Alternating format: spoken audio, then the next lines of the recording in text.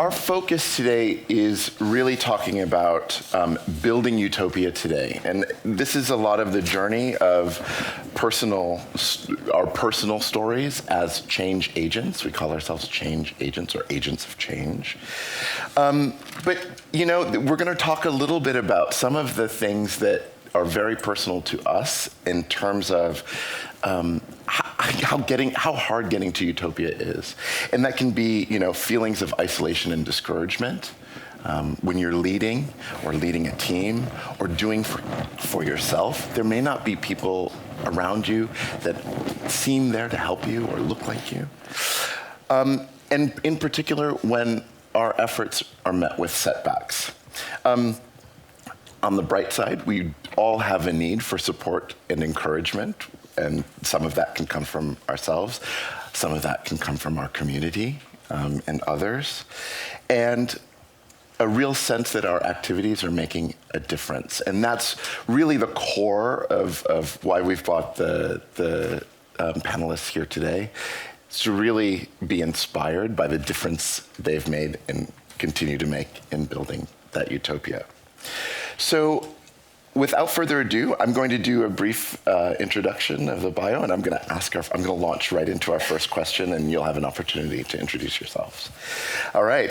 Aynouk Tan is a journalist, curator, lecturer, and advisor specialized in the relationship between appearance and identity politics.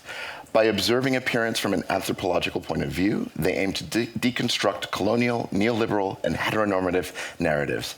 Aynouk's work is centered around queering identity, challenging societal norms, and expectations.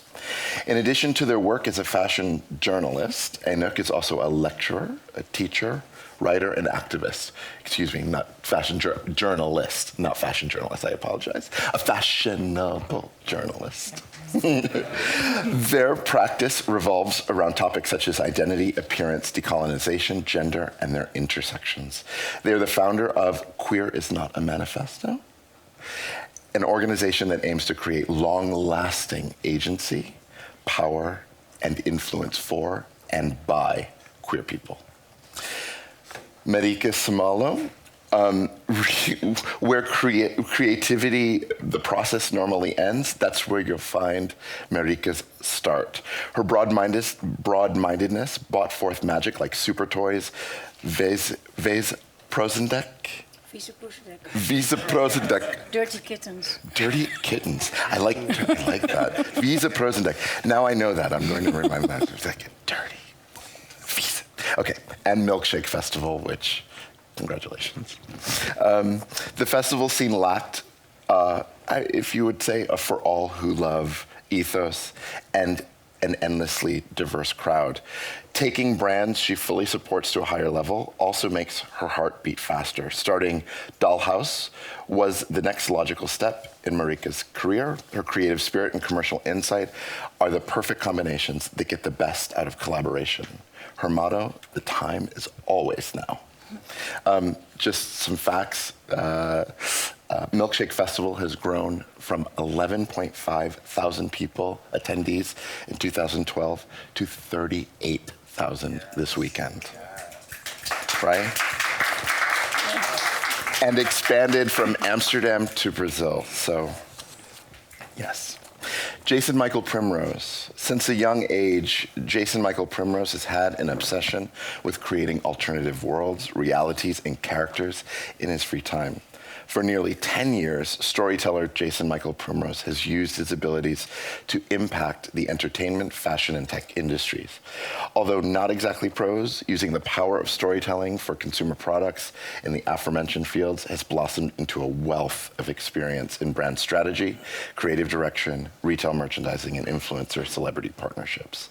He's also the author of The Lost Children of Andromeda and the founder of the Cluster Chronicles publishing house.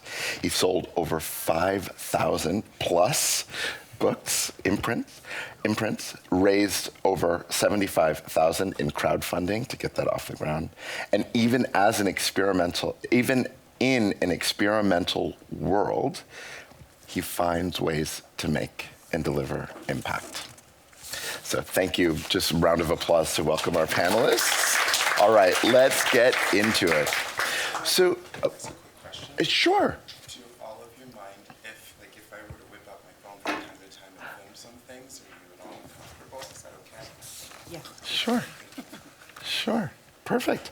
All right, so I'm actually going to start, Marieke. You mentioned where kind of the creative process ends. That's where you really get your start, right? In events, yes, I do. So where was your start with Milkshake?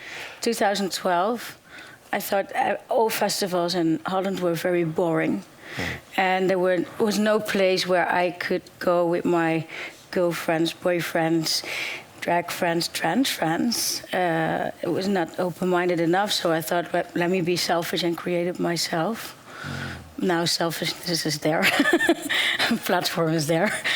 That was actually the reason. In 2012. Yeah. What would you say was one of the biggest challenges just getting that off the ground? I mean, that's a huge undertaking. Energy. And I have this crazy thing that I always say that I can do everything. But sometimes it takes a toll, of course. Mm-hmm.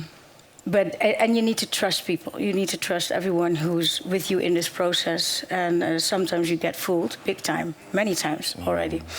But then go to yourself and trusting each and every one around you again.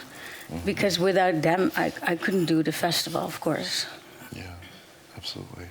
I'm a creative director, but what is a creative director? I think the best creative director is to let other creative people do whatever they want to do, and not be there like a bossy bitch, because that doesn't make it beautiful, I think. Wow. Yeah. So that name, creative director, yeah, whatever. Yeah. And you've seen Milkshake Festival grow and blossom. You know, yes. we know the numbers, right? Yeah. Did you ever imagine that it would grow? Yes. Yeah.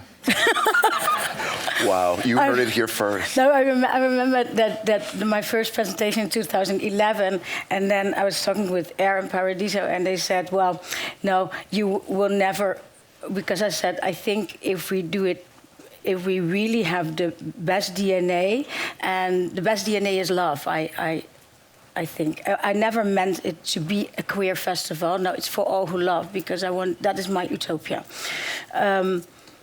And then the first response was, but how many queers are there in Amsterdam? I said, I don't know, they don't register. You know, it was such a weird discussion.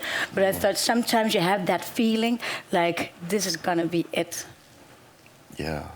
So I went fast forward. So the love, all who love, which is inclusive of everyone who loves. Period. Yeah, why not? That is the ideal world in my eyes. That's utopia. Yeah, but if you bring it down to love, then it's very peaceful. Everything, I think. Yeah. Wow. They say love is an infinite, right? Yeah. Love is an infinite. Yeah, but I don't like that whole pride quote, the love is love. Well, what is love, you know? But it is peaceful if you... Yeah, I think. Great. So we're going to come back to some of the challenges that you've had in spreading the love. But I'd like to move on to Aynouk. Aynouk, you shared your personal one-on-one, you shared your personal journey with me growing up in the Netherlands. Yeah. And feeling quite lonely. Sometimes, yeah. Sometimes. In the suburbs. Yeah. Yeah. Amstelveen. Yeah. Yeah, well, which probably doesn't say anything to you since you're all not from here, but it's a small suburb, yeah, next to Amsterdam. Yeah. So how has that experience really shaped Me? Your expression? Yeah, well, I think I grew up in the suburbs, and in Amstelveen is quite a rich town. There's a lot of girls that go on hockey and stuff like that. I'm a person of color with a Chinese Indonesian father, and I'm queer. I was a lesbian then, and then you're in high school and you discover, like, oh my God, I like girls. I think every queer person, or a lot of queer people, recognize that you have this feeling at high school, you're like queer. Oh my God! And now what? And I felt quite lonely because I felt immediately this sense of shame. Like, how do I'm 40 now, and this was before even Katy Perry sang "I Kissed a Girl." There were little role models, like lesbians were girls with armpit hair, and you had only two kinds, which is the lipstick one and the one with the tuinbroek. How do you say, like the garden hose? So I really missed this notion of where do I, as a lesbian person of color that is queer, where do I find my role models, and that is.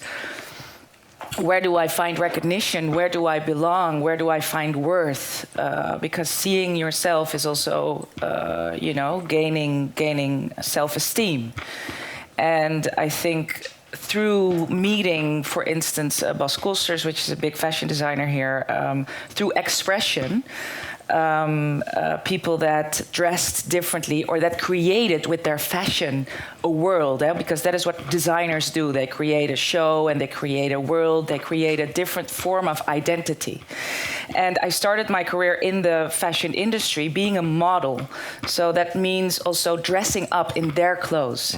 And then through the clothes, I found part of what I was looking for, what I missed. So when I dressed up in Bas's clothes, a fashion designer, as a model, I'm like, oh my God, this is a part of me that I can be, that I missed for so long. So in that sense, the clothes also related to part of that I couldn't express. And the clothes, as you can also see, have given me a tool to claim space for what I want me to be, which is a utopian notion, as you can maybe see. But that is a very driving urgency that I had in high school that I didn't fit anywhere. But since I met the designers and also the wonderful creatives you work with, they've given me a sense of home, a sense of belonging. And I like to see myself in that sense as an intervention, walking through normative, heteronormative, white, patriarchal, imperialist society to queer the space, basically. Yeah. If I could maybe offer that experience at Hugo Boss. Hugo Boss? Or Boss, excuse me. What was the design? Boss. Yeah, Boss. He's called Boss. Oh, yeah, it's called Boss. B-O-S-S. B-A-S. Yeah, it's a Dutch name. Yeah, sorry, exactly. I apologize. It's different. It's different. Hugo Boss. Very different, right? I was like, Hugo Boss turned her out. I was like, okay. I wrote that down real quick. Don't worry. Bass, the experience at Bass, I apologize. Your experience at Bass, if I might, it sounds akin to a kind of mentorship experience where it opens you to a new expression within yourself. Exactly. Yeah. And if I might, how have you found other mentorship experiences through your journey, personally and professionally? If you were to mention one or two more mentorship experiences that were critical for you.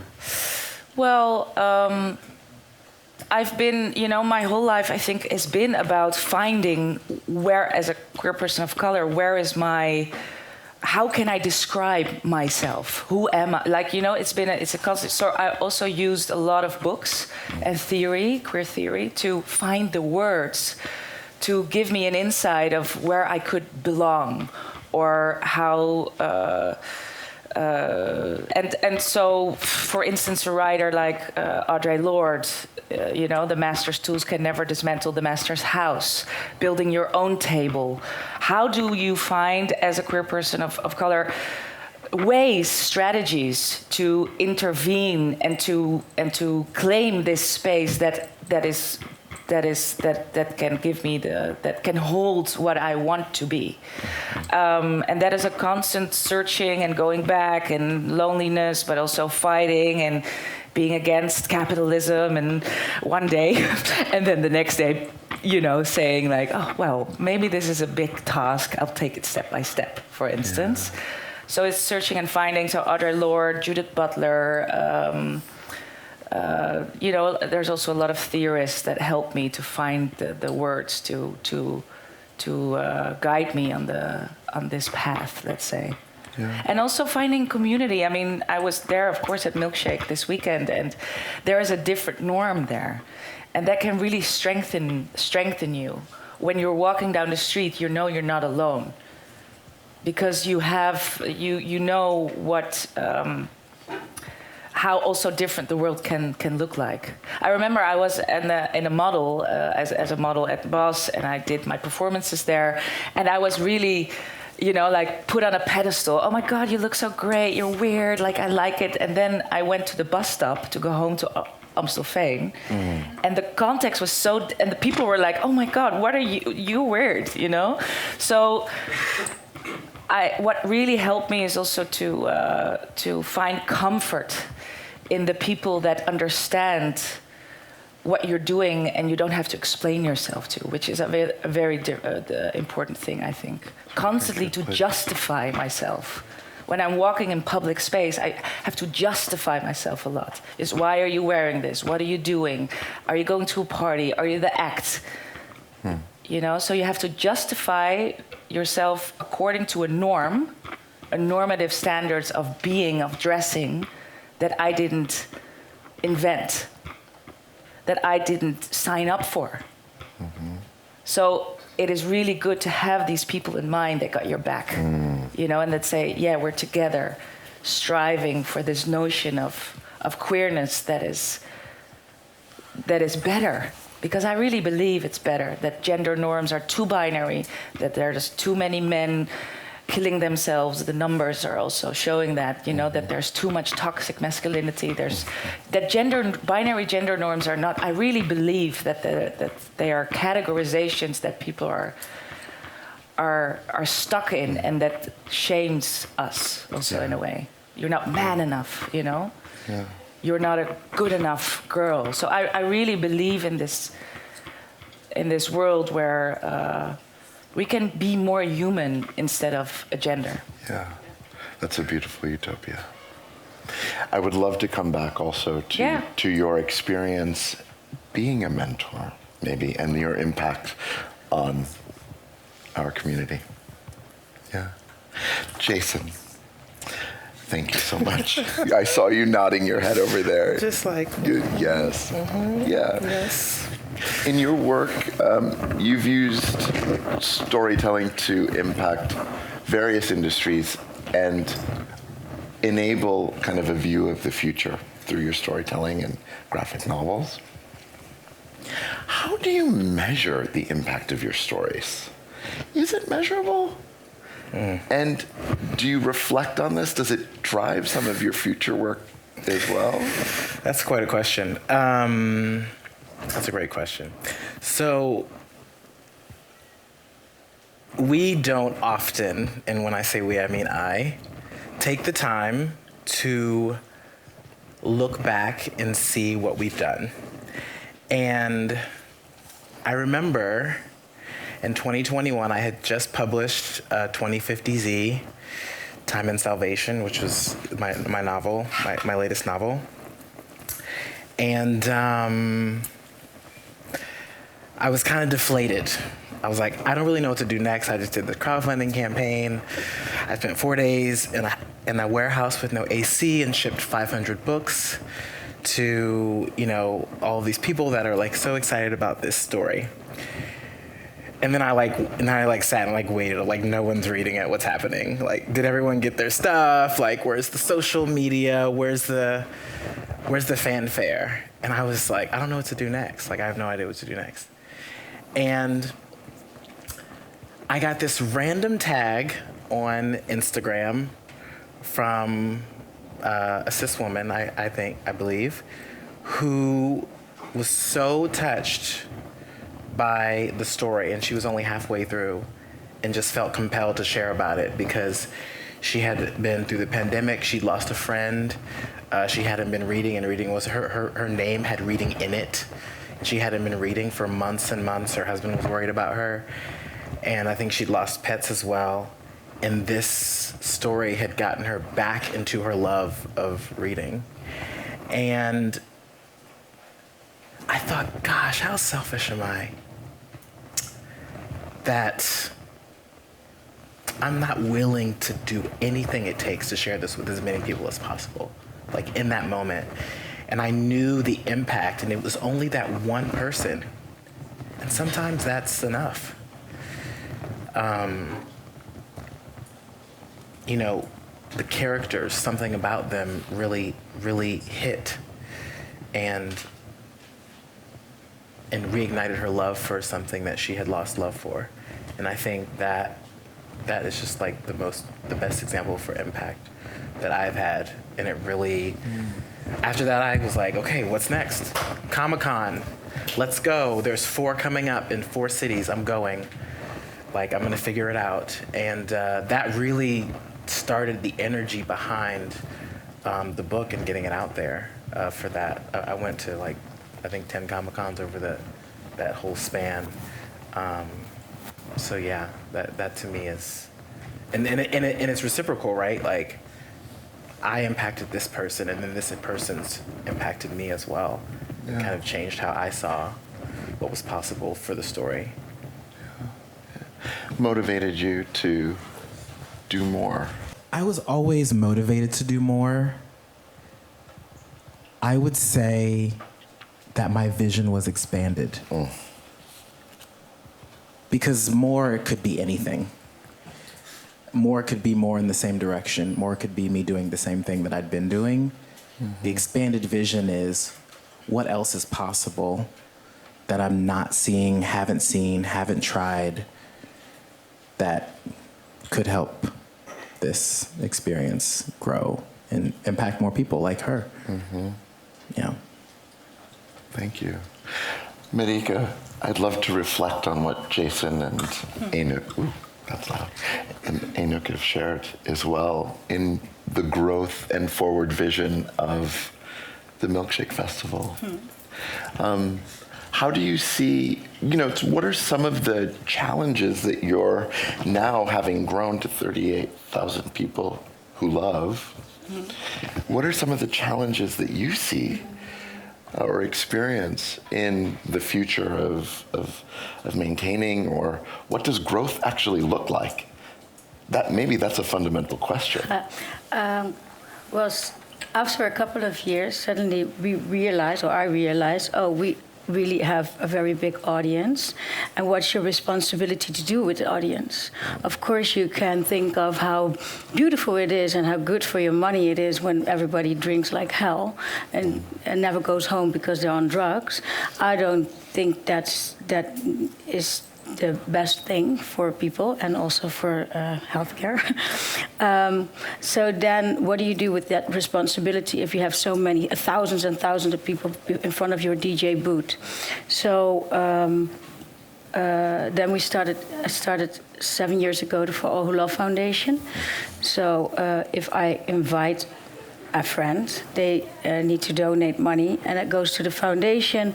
And what do you do with that money? I think it needs to be clear, because for a lot of NGOs, it's for me not clear where money goes.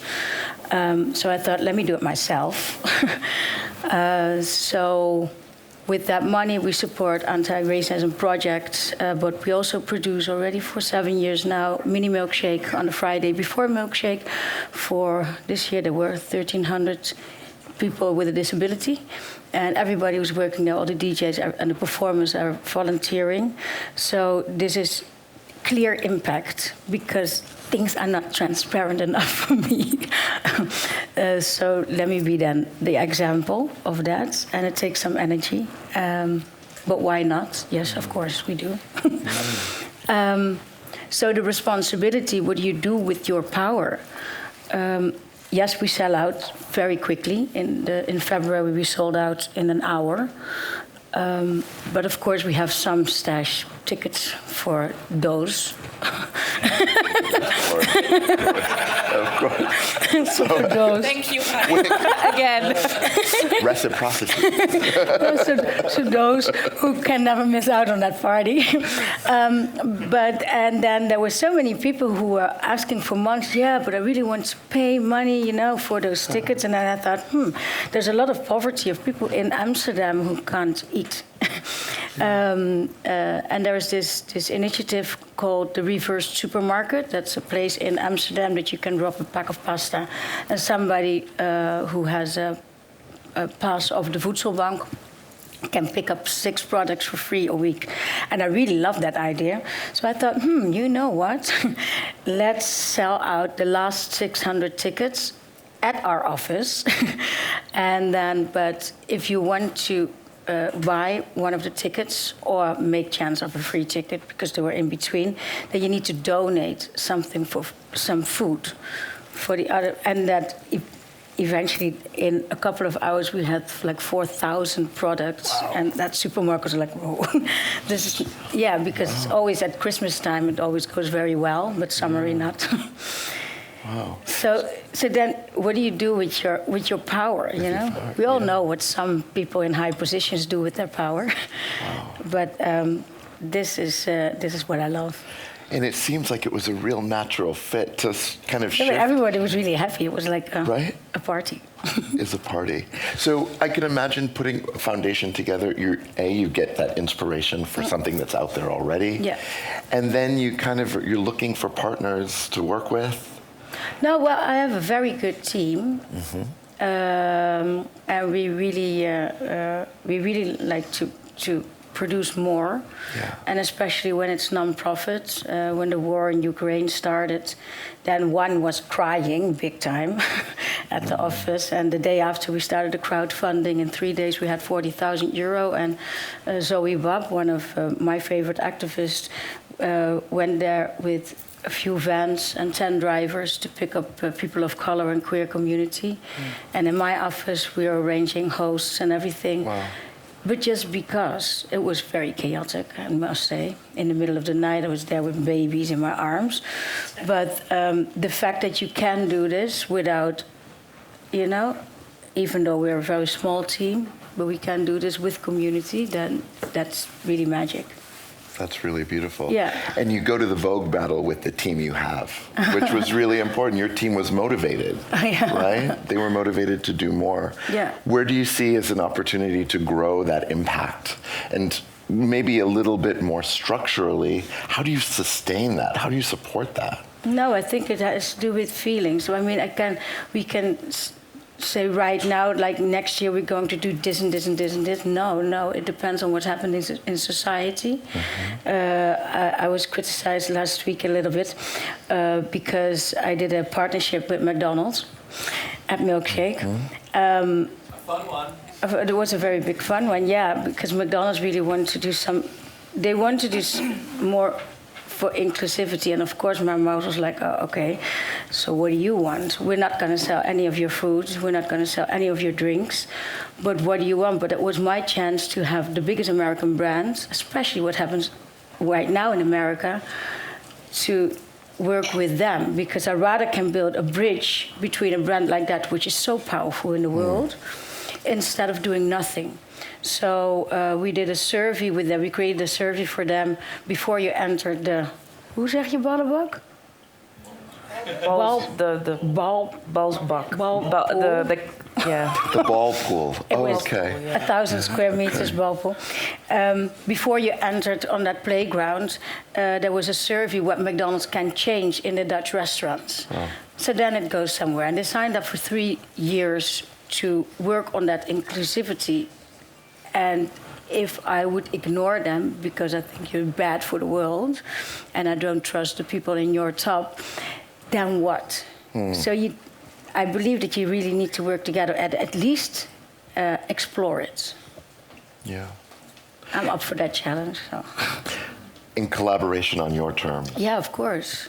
Right. But also understanding what it is McDonald's wants to get out of this. Yeah. And kind of in navigating and negotiating that. Yeah. It can be tricky. Yeah, it is Yeah. always tricky. But if you don't trust that process, if you don't ever take a risk in that, then you will not find out.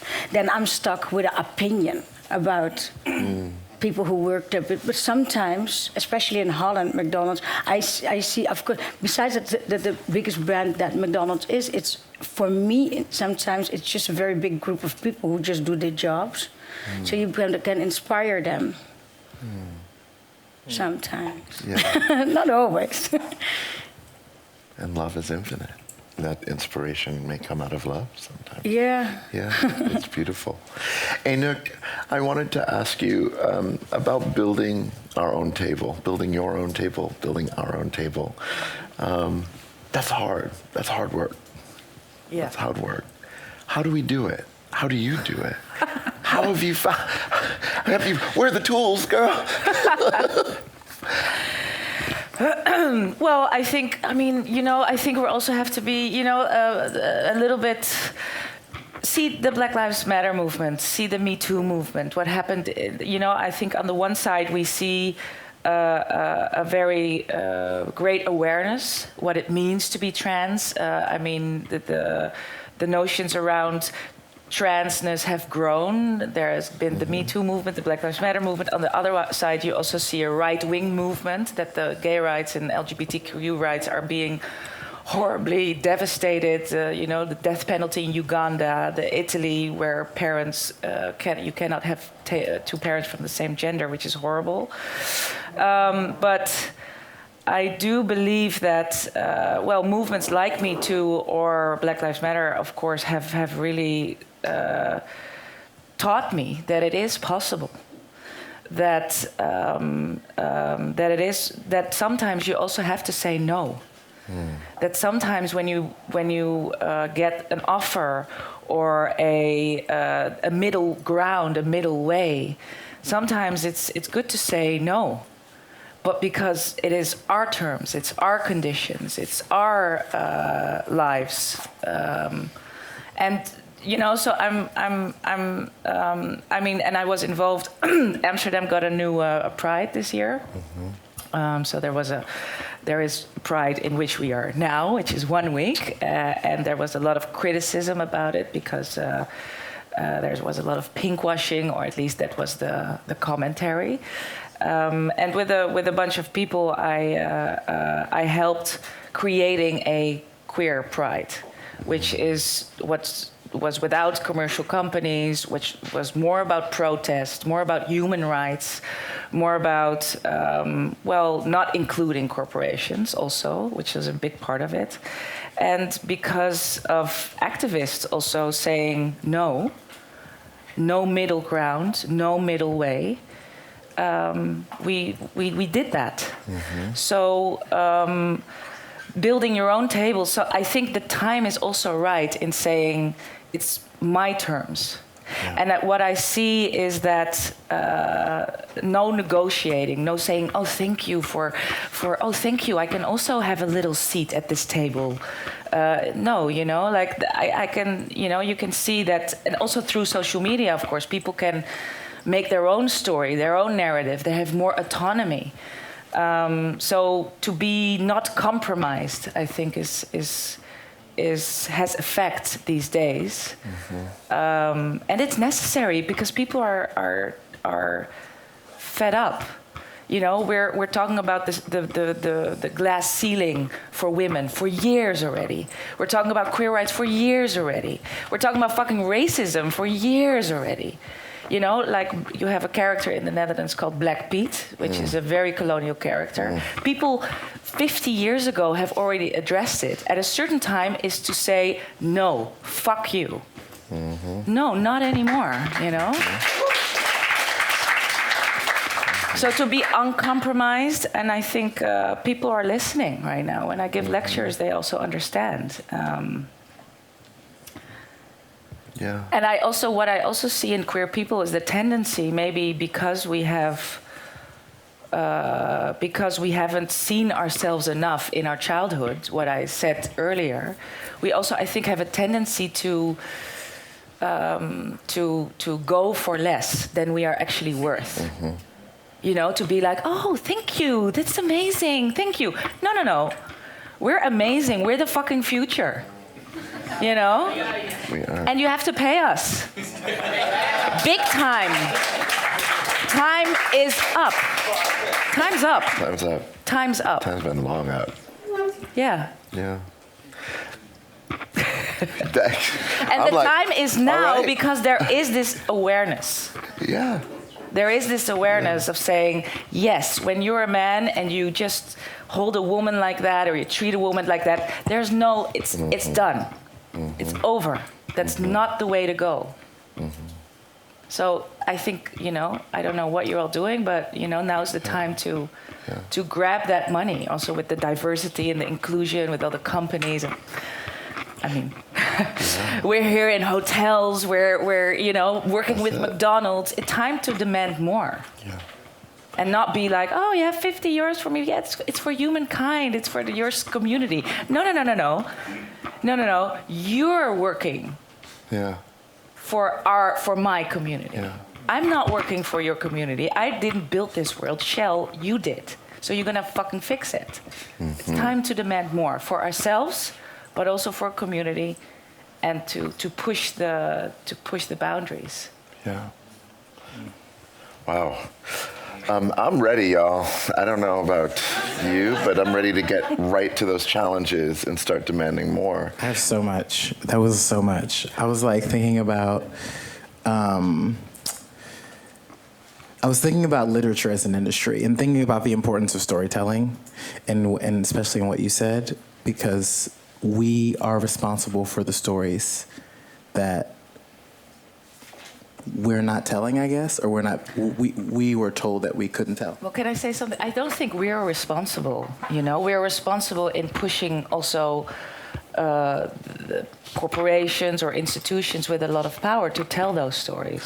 Yes, what I mean is that I guess they who tell the story controls the narrative. Yes. And in my own personal journey, I wrote quietly for decades. I would just write stories on notebooks like the ones you have in front of you during class. And then I would put them in drawers, and I would never look at them again for years, and then I would pick them back up and do it all over again. I'd rewrite the stories or write something new. And what I found was that when I finally found the courage to start publishing, it really swung the doors open. And I started to find and notice so many other, mostly people of color, or queer people of color, also publishing comics, independent novels, fiction and nonfiction, and basically taking back the language around who we are as people, rather than allowing that narrow pipeline. I mean, I don't know what anyone knows about the literature industry, especially in the United States, but the pipeline for what goes to market is very narrow. And you're talking about the number of agents that can represent a certain number of authors, and how many of those authors actually can get represented and then get published. So what you see on the shelves is not representative of the population or the stories of the population. And I believe that's why the rise in independent publishing was so powerful around the time I started, which was 2016 and on.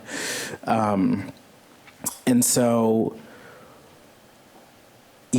books like, oh my gosh, and of course now it slipped my mind, the books that you mentioned. Yeah. Imagine that times 50.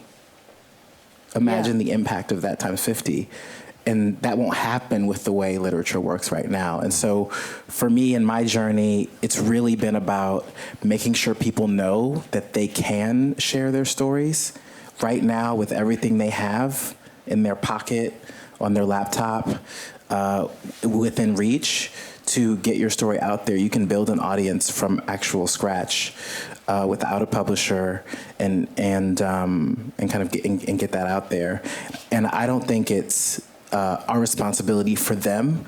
It's actually our responsibility for us, because as soon as I started really sharing, I developed such a deep relationship with myself and a level of understanding of me and then thereby others. that I think it made a much bigger impact than it would have if I had tried to live this other life and, you know, and like wrote without sharing. Mm-hmm. Mm-hmm. You may have had a question. I don't know. No, that's an excellent reflection, and I see a common theme. I think in all of us, and especially here, of living that genuine truth and being as close to your truth as possible and sharing that with the world. I think I wanted to ask Aynouk a reflection on turning around and helping others build that table as well.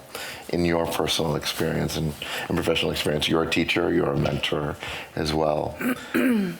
Yeah. And you're super conscious about the time and the space that we're in and the opportunity we have to take advantage of that. Yeah. Where are you hopeful? Where are you less hopeful? Less hopeful.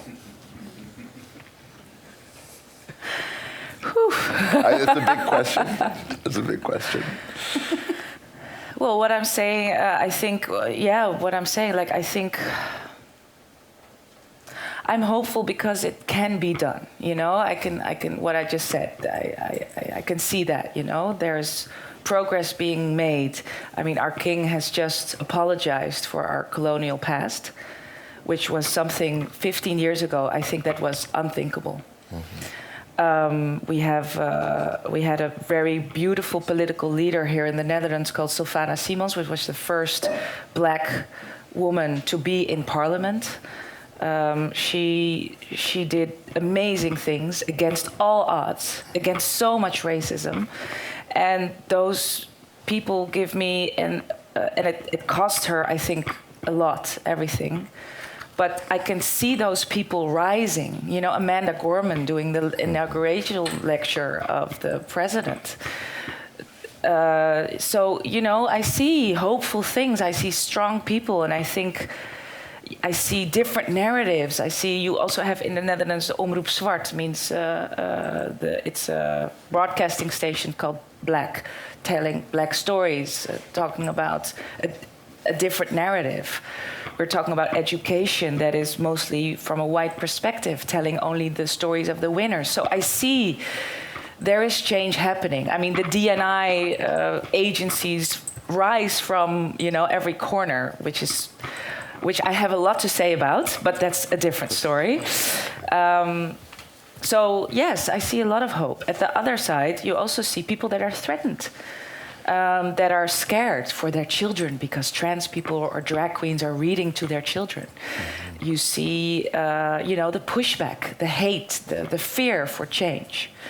And I think in a way that is logical because we're trying to push the agenda, creating a more gender-neutral world, for instance, but also we have to stay in touch with the people that are afraid. We have to explain and take them with us and say, yes, I understand you're scared, but let's do it together, you know? And I see a lot of, also with the companies I work for, the institutions or the straight people, that there's a lot of misunderstanding. People do not understand, like, hey, but what is gender? What is queerness? What is, you know? So explaining, I think, is a very important tool. That's also why I dress like this. If I walk down the street, people are like, why are you wearing that? They're confused. But that's an entrance for me to find connection. And I say, why not? And they're like, oh, yeah, maybe, you know.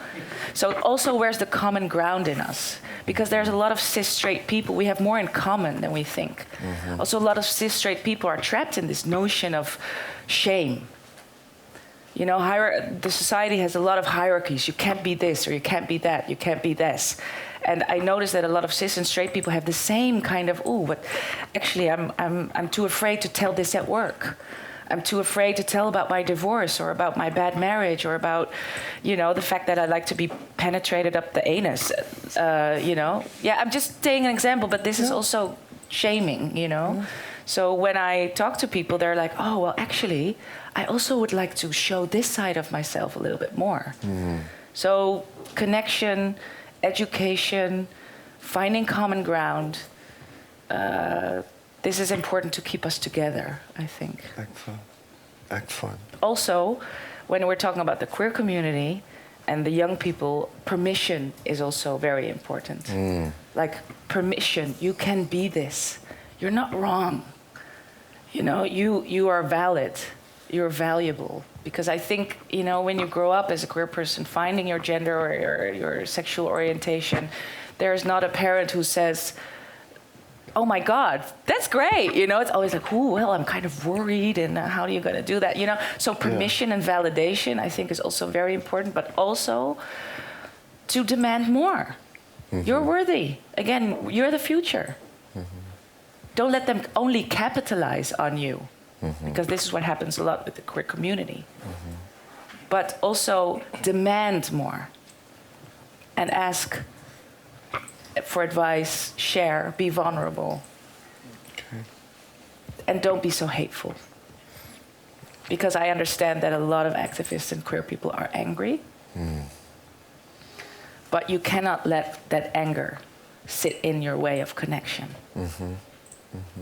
Anger can be a driving force, but it cannot be the lead motivation of, you know, your will to change the world. Yeah, it's not sustainable. You know, on reflection, I hear also a sense of resilience amongst you as leaders. You've gone to places you've felt, oh my gosh, I'm not going to be able to do this, but then you found spaces to receive mentorship and change. You've relied on your teams to be the energy and enthusiasm behind movements. And you found space with a single piece of feedback to really take in personal reflection and create something that goes far beyond you and impacts other people. I thank you for sharing that.